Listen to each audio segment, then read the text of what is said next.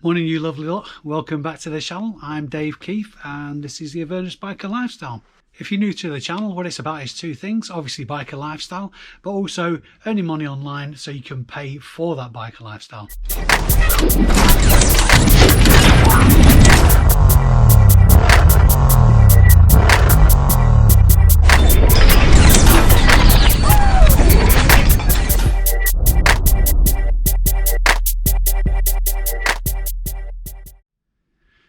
Now we're just starting what I believe is week 5 of lockdown, so obviously we're not getting out on the bikes still, and it's very much pains me to say that. But what we're going to do in today's video is pick the orders from the weekend. I'll show you what I sold, what it sold for, and obviously give you an indication of what you can be looking for to earn a few extra quid yourself. Here we go. So what I thought I'd do is strap the GoPro to my head and pick the orders, and obviously take you through what they are. Okay, so first up, and I think we've got a couple of these, 1, 2, 3 of these. And I know I'll need the ladder. Is these Aquaplay toys. Picked these up from Tesco's. They were reduced to clear, and I've sold 3 of them. These come 2 in a box.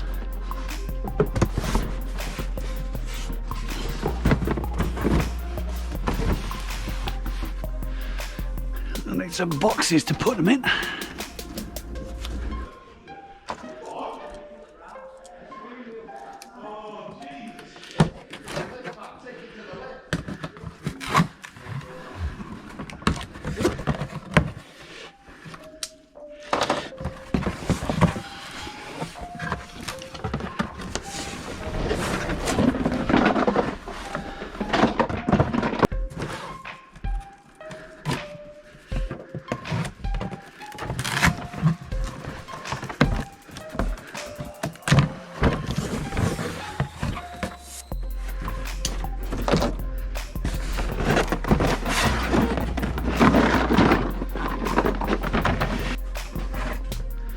So 3 of those.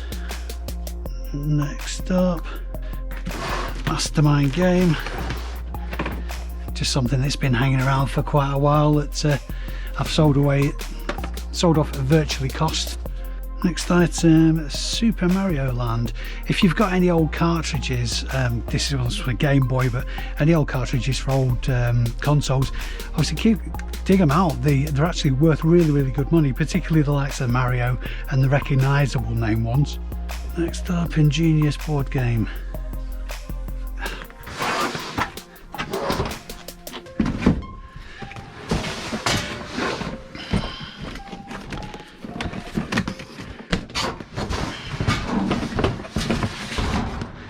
One game that gets overlooked that's actually a good pickup. An old personal CD player by Sanyo. 2C2.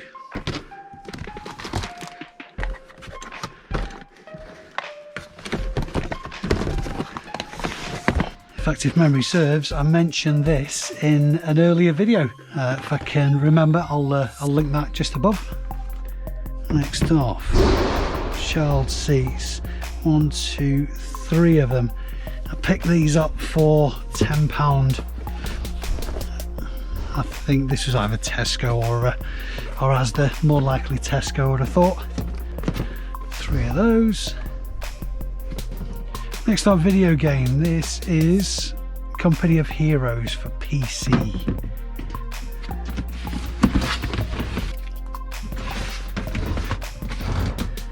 It can be really hit and miss with games, and any kind of games for any console really.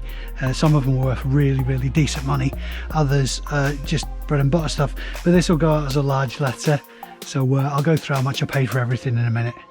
And that is the lot. So just to go through everything, the Aquatoy games paid £20 from on clearance at Tesco's, and they're going out for £44.90. That's including the postage.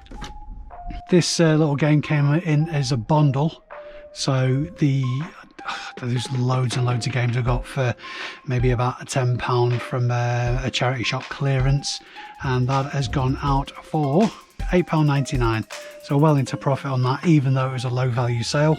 Like I say, with this one, the Mastermind game, it's been hanging around for ages. I got 2 of them, paid no more than about 50p from a charity shop pickup, and that has, I've sold that and not made very much on it at all, but still made a few quid.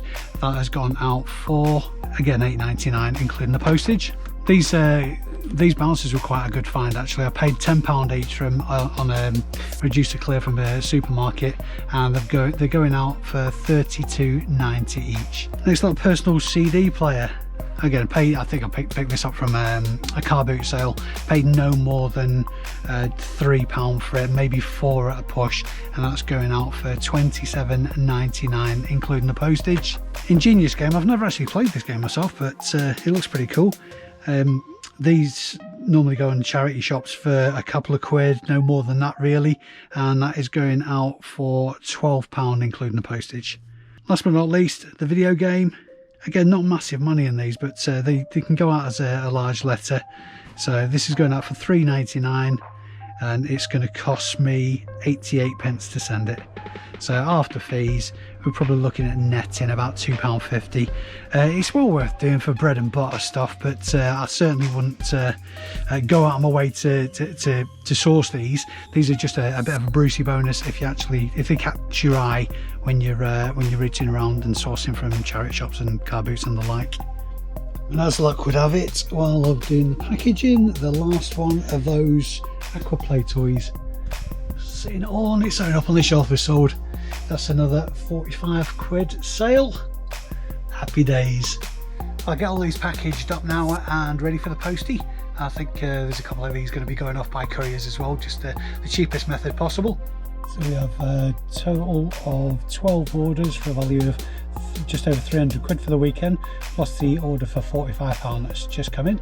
So not a terrible weekend, but it's been better. The last few weeks I've seen up to £800 in a weekend, so I'm not complaining, but obviously the current state of affairs with the coronavirus is restricting the flow of orders, so can't grumble at that really. So there we have it, all packaged up, ready to rock and roll. I think courier's going to love me today. So while I'm here, as always, I'm going to get a couple of things listed. Not much in the way of stock to list at the minute, although I did pick up this particular item last week. It was a Facebook Marketplace pickup. That's definitely a place it's worthwhile checking out. Last week as well, I picked up a load of Land Rover car seat covers, brand new, from somebody who's having a clear out from their business. So that was a huge win. They're all listed, but this particular item is an electrical item, and it's quite high value as well. Definitely something to be watching out for. Now, I know the definition of high end is a relative term, but when this was brand new, this would have been worth quite a bit of money. I've had maybe 2 or 3 of these in the past that I've sold for really good money. This particular model it's an LG DVD recorder, and the model is DRT389H. Now, I have seen these sold for up to £120. This one does come with a remote, but it's an aftermarket one. It's not genuine LG, but it is brand new. Obviously the player recorder itself is used, so I'm going to be aiming at 80 quid for this. But what I'm going to do in the first instance is give it a bit of a clean up and test it. One thing that should always be in a reseller's arsenal: baby wipes. I'm going to try and make it look as presentable as possible for the pictures. Take good pictures. If you can make it look clean, presentable, and as though it's been looked after, then you can command a higher price for it. Obviously, as you're cleaning it, go over it and make sure there's no damage that you haven't spotted previously.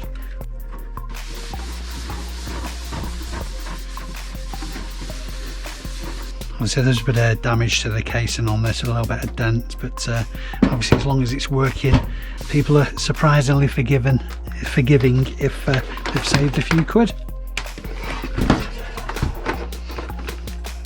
What I'm going to do is include the SCART lead with the listing. Obviously I know it's HDMI, but if you can include leads with it. In fact, I've probably got a HDMI lead as well that I can include in this sale.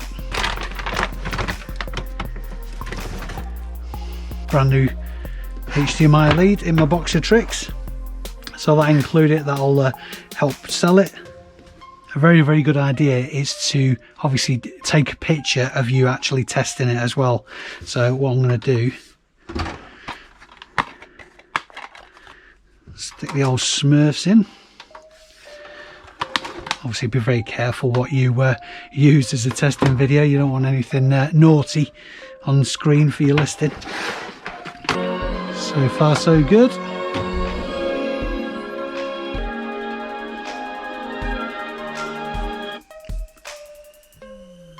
Just occurred to me that I don't know if this music's actually copyright, get my YouTube video banned.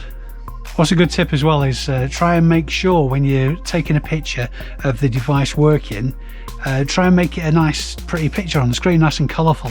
It sounds like a daft thing to say, but obviously it's all about being appealing in your pictures. Happy enough with that. And because I haven't tested this remote, what I'm going to do is do that at the same time. So quick function test, pause, yarp, play, rewind, fantastic, and stop. All good to go, happy with that. I'll take the rest of the photos and add the photo of the device working to that and then get it listed. When you're taking pictures, it's worthwhile to know if you use the square setting on your phone and try and get everything in that square window, the pictures on eBay are actually obviously all square themselves, so it'll fit in nicely. If it doesn't work, it doesn't work, and you have to go back to the normal photo wide frame, then that's what you have to do. It's easy enough to crop the extremities of the picture out anyway as you go in. So what I'm going to do is obviously take my first picture is going to be of everything that I'm selling. That's important because obviously people like to see at first that's exactly what they're getting. They like to see all the items complete, because there's a lot of these devices, whether it be VHS players, DVD players and such like, that are listed either for spares or without a remote or without leads or something like that. So without actually reading the title, somebody can tell that everything's there because they can see it in the picture.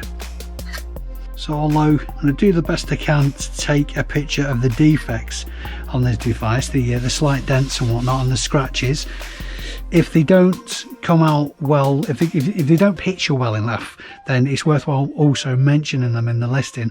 Then obviously people can't come back to you and say, well, you haven't told me about this. Also as well, if there's any panels or anything like that, just open them up and take extra pictures.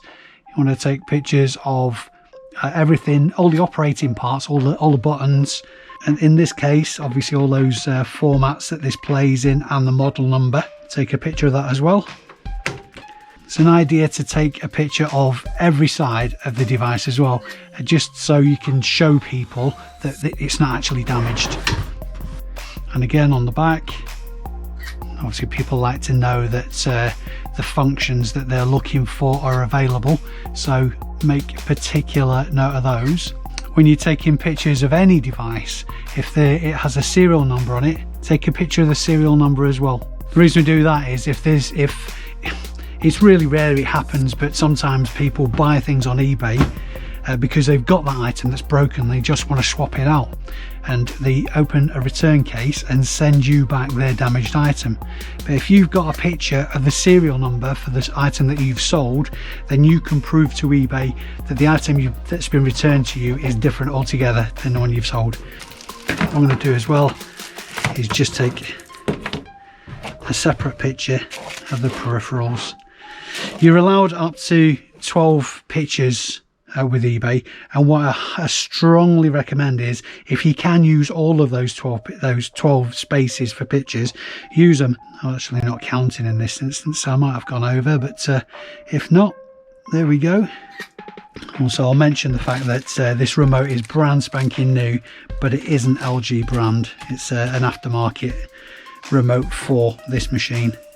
There we have it. I'm happy with those. What I'm going to do before I store it as well is make sure that I package it up so it's not going to get damaged while it's in storage.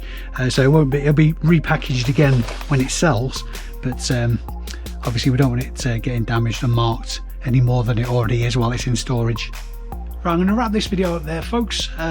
If you have any comments at all, if you've given this reselling lark a go yourself, I'd love to hear what your thoughts are on it in the comments below this video. Equally, if you found it useful or interesting, or even just a distraction, a big favour would be giving me this video a thumbs up with a thumbs up icon below this video. If you're not already subscribed, please consider subscribing to the video. What we're going to be doing, obviously, as soon as the lockdown is finished, is getting back to business as usual and getting some more content that's more bike related.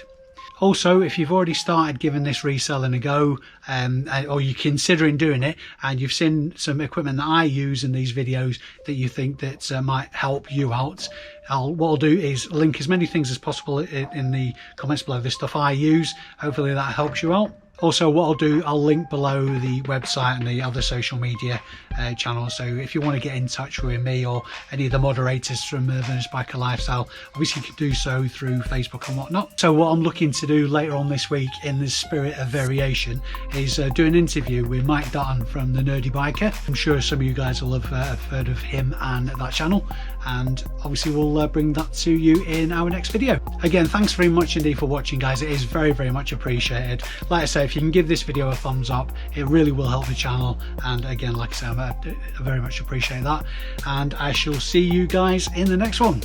Take care.